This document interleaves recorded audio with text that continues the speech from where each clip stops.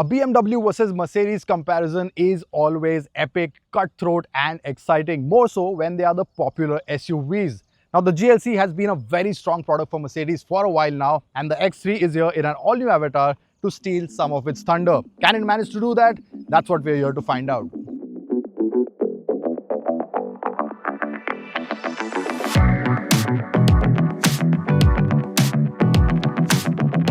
The BMW in an all-new avatar is bigger than before. It is longer, wider and taller than the GLC but has a slightly shorter wheelbase. Both get distinct design cues and stick to their roots, with the BMW featuring a moderately sized backlit kidney grille and sleek LED headlamps. Being an M Sport, it also gets angular bumpers and the overall face is more upright. The GLC on the other hand embraces curves and gets a healthy dose of chrome on the grille and pronounced power lines on the bonnet. Over to the side, the extra length, height and ground clearance of the BMW gives it a stronger road presence. However, the longer wheelbase of the GLC promises better backseat space. Both SUVs come with 19-inch wheels, with the BMW offering the sportier look. At the rear, the Beamer continues with the sharp lines and creases, while the GLC continues to flaunt the curves. They are very different in style when it comes to the design, and it's the same difference when it comes to the interior as well. But these vents on the ends of the driver and the passenger, that's another ball game again, because what BMW have tried to do is make the interior look like nothing before. No other car looks like this. Sleek and minimalism is what they've gone for, and as we've seen in the past, it's not always the best choice. Most of the functions are crammed into this wide display. The center half is the touchscreen, the other half is the instrument cluster. We'll get to that in a bit because so much is in there, it requires its own section.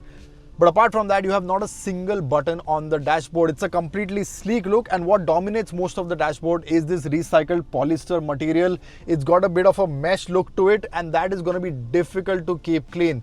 They look nice, fresh, but in our weather conditions and our environments that has a lot of dust and a lot of grime, these will be difficult to keep clean. Low down, you have what BMW calls a jewelry box. What it is basically is this chunky crystal element that encompasses the whole center console. You have a wireless charging pad, you have two Type-C ports, and all of it is very accessible. Below that is where your main command center is. So your phone, your media controls, your toggle switches, your iDrive basically can be controlled from down here. Your gear selector is here as well. And inside you have a chunky cubby hole that again features a 12-volt charging socket. So practicality wise, very good.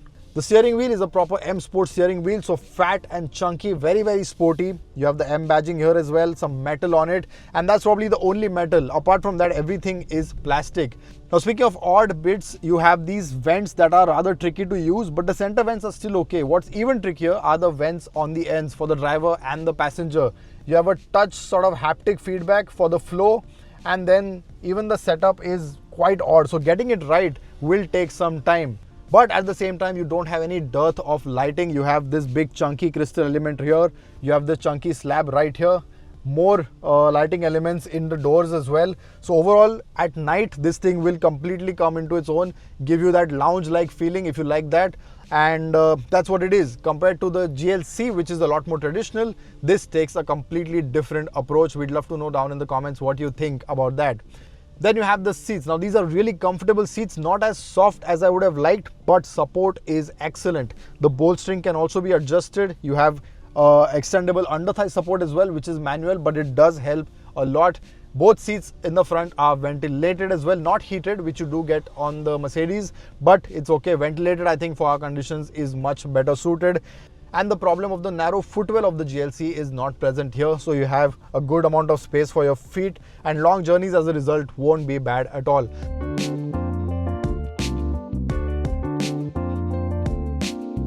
Now inside the GLC, coming from the X3, the difference is absolutely chalk and cheese. Where the X3 takes a more modern and contemporary approach, the GLC is a lot more traditional, but it is also a lot more premium and a lot more upmarket. The first thing you notice is the dashboard, which doesn't have any fancy AC vents and it is very clean.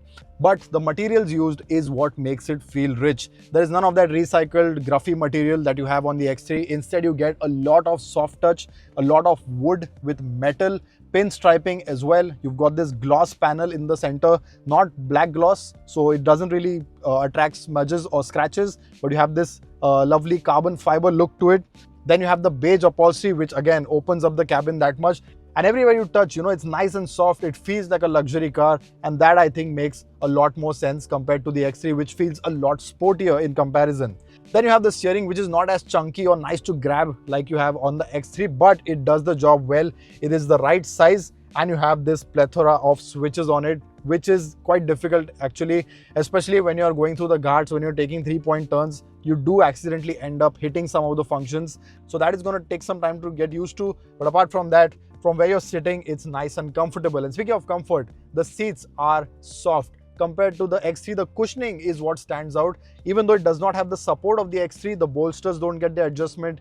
You don't have the under thigh adjust like you do on the BMW, but the seat is nice and soft. Large as well, so well proportioned. You get seat kinetics, you get seat ventilation and heating on the Mercedes, and of course you get a memory function as well. However, where the GLC does fall short is the room in the footwell, especially if you have big feet. If you are a size UK 11 or above, you're gonna struggle with the dead pedal because it's just not enough space in here. So long drives, you'll end up adjusting your left foot, and that is something you need to note if you have big feet. In the center, again, storage wise, you don't have a dearth of space. There is a good amount of room, 2 cup holders, some space for your phone, a wireless charger, and 2 Type-C ports in here. Below that, you also have a nice deep cubby hole, which again gets 2 Type-C ports and a small box to keep loose items. That's quite handy. Even in the door pockets, you have a good amount of room for big bottles. So overall practicality is very nice. You have a big panoramic sunroof as well, dual pane, that opens up, unlike the fixed glass roof on the X3 that doesn't. You get a digital instrument cluster in there as well, 12.3 inches, very crisp. You can change the themes. So visually, it is quite nice to look at. And then of course you have the main talking point, the 11.9-inch touchscreen. Now when it comes to the main touchscreen, on the GLC you have an 11.9-inch unit, which is far easier to use compared to the BMW X3. The BMW UX is just a lot better, and user interface, like I mentioned, is just seamless. So very crisp, very responsive. Everything is where you expect it to be.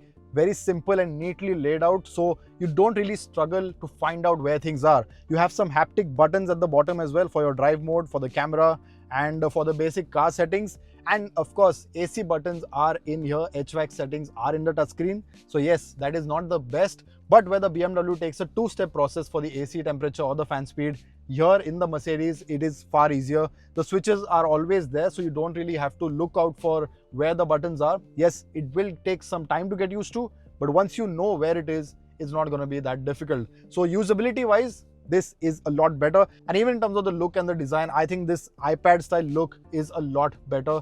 Looks again premium and upmarket.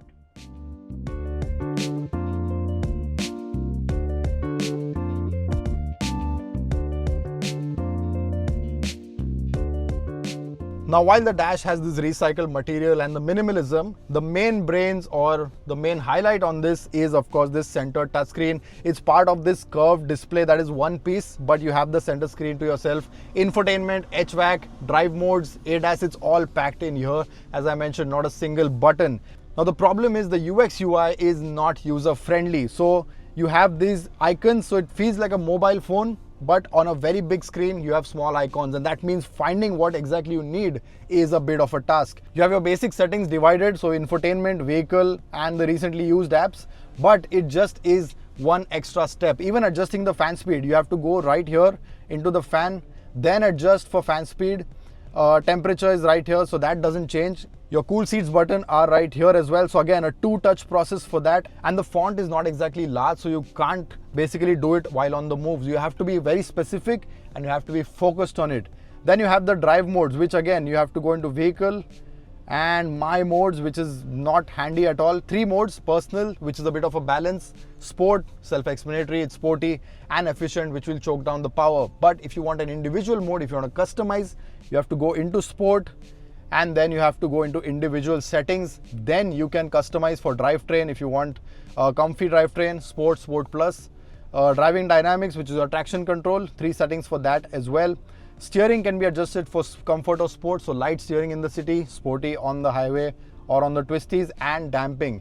Because the X3 gets adaptive dampers, you can adjust the damping for comfort and sport. Again, soft setup or slightly firm setup. If that works out, we'll find out in a bit out on the road. But this screen is just too much work. Seat comfort, again, you have to basically go into menus and sub-menus. It's not easy, and the MBUX is far more user-friendly. Now the screens may be distinctly different, but what the owners are likely to care more about is the rear seat experience. Let's start with the larger X3.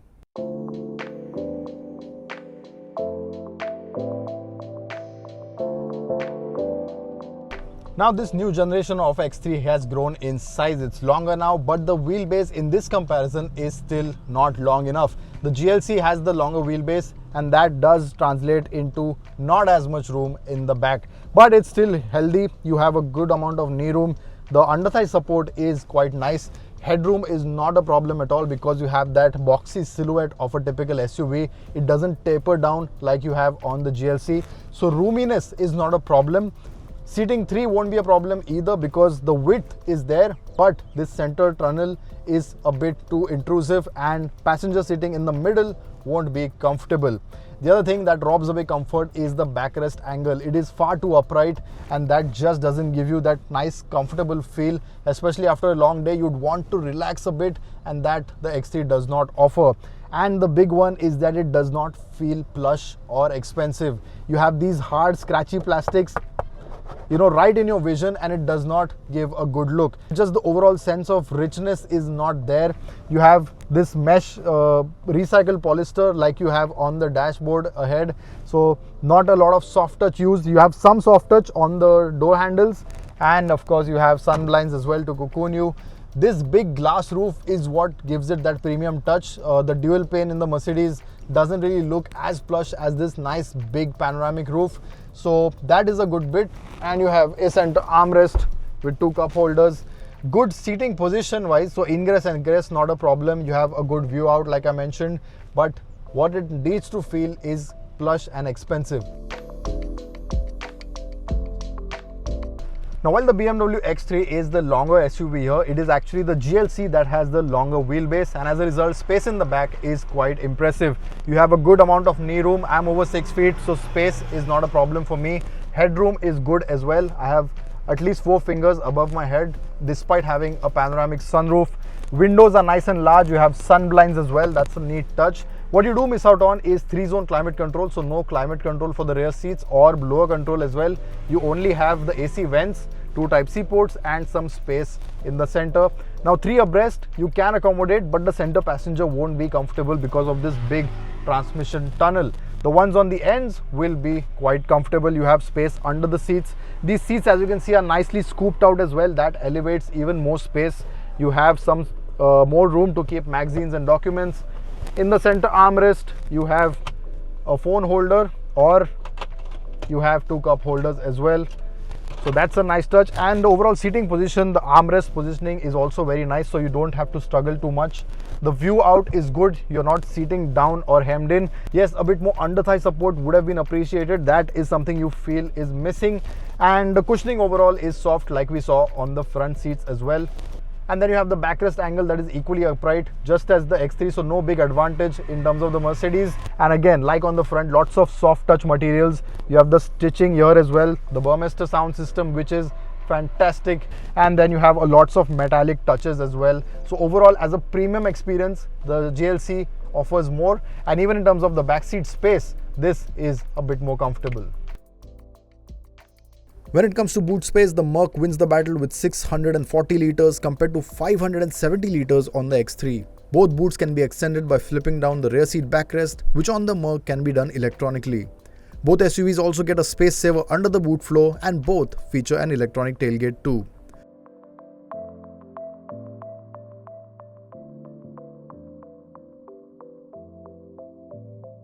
That was all about features and practicality, but what about performance? These luxury SUVs are often piloted by their owners, so how they drive is rather important too. Almost every time we've compared a BMW and Mercedes, the numbers are very, very close. However, things this time are slightly different because of what's under the bonnet of this X3. A 2-liter turbo petrol engine just as before, but this time it makes 190 horsepower and 300 Newton meters. Now that is quite a drop, especially when you compare it to the GLC that has 258 horsepower and 400 Newton meters. Now, the biggest skepticism was, will it be enough? Will you notice the lack of power? And honestly, no, you don't. Because in isolation, this thing is not bad at all. In typical BMW fashion, they have ensured you don't feel like the car needs more power. Even on overtakes, I mean, the 0 to 100 time, the claim time is around 7.8 seconds, but it just doesn't feel slow. And I'm in the normal mode right now, whatever BMW calls it. If I switch it to sport, for which I will have to take my eyes off my modes and sport, activate. See, this is the problem with this touchscreen. Now I have a lot better response. Bottom end is nice and quick, and the engine does go up to 6,000 RPM, but honestly, it doesn't sound as nice as the Mercedes. Especially after 4,000 RPM, it starts to get coarse. And even though the performance is decent, the progress is definitely there. It's not as exciting or as quick as the GLC, and that is something you know when you drive them back to back.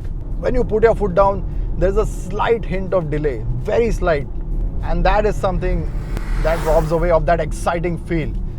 The previous gen X3, which got the 30i engine, that was something else. Now both these SUVs get a 48 volt mild hybrid system that helps under acceleration, but what the X3 also gets is a boost mode. What you have to do simply is hold the left paddle and you get 10 seconds of boost.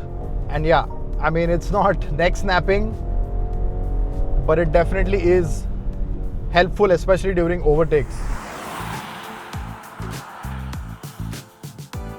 What's also good and impressive on the X3 is the automatic gearbox. The 8-speed auto gets a sport mode, gets paddle shifters, all very responsive and all very smooth.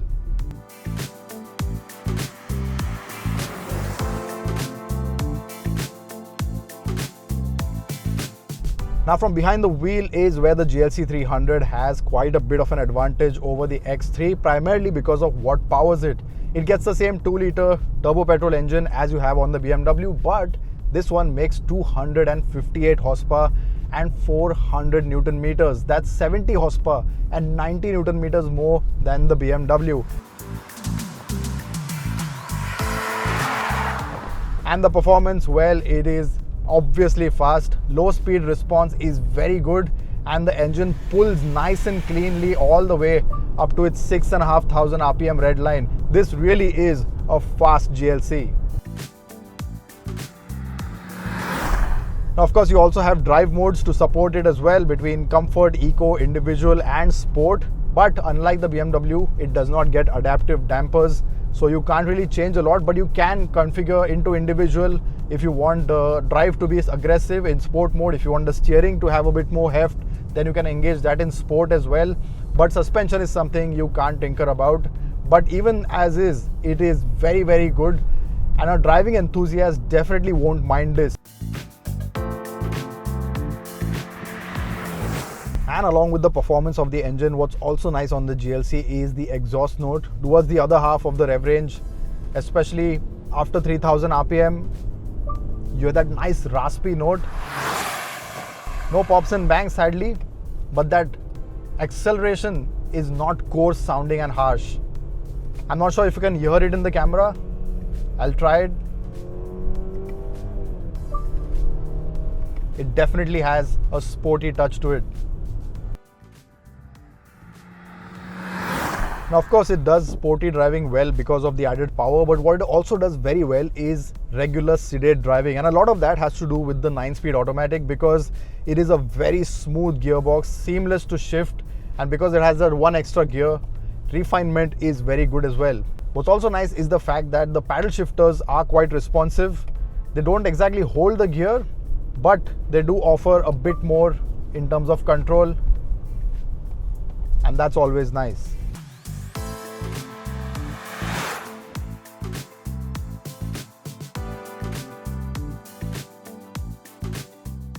However, the BMW still manages to offer more excitement in the corners. I like the steering, I like how it feels from behind the wheel, I like the stability, and that is that adaptive suspension getting to work, because on a flat stretch of road, this thing is quite impressive. No flex, very little body roll, and it is nice and planted. But sadly, that's not the state with most of our roads, and that is where you encounter the bumps, which for the X3 is a bit of a problem because low speed bumps aren't as softly dealt with as on the Mercedes.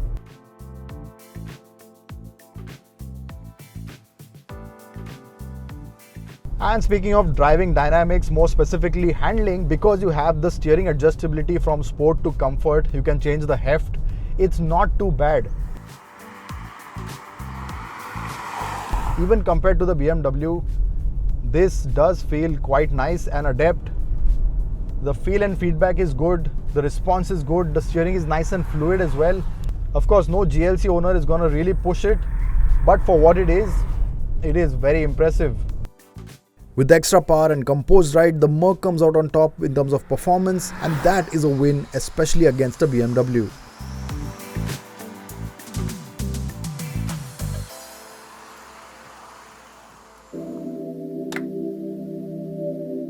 Priced at 75.3 lakh rupees, the GLC is marginally cheaper than the 75.8 lakh rupee X3. The X3 with its larger proportions and contemporary design has more presence, but the Merc's soft around the edges look is also favoured by many. The interior is where the Merc takes the lead as a result of more opulence compared to the X3's sporty character. The comfy ride and extra power also win Merc crucial points, and while the BMW handles well and has a comfier rear seat, it isn't enough to entice the buyer.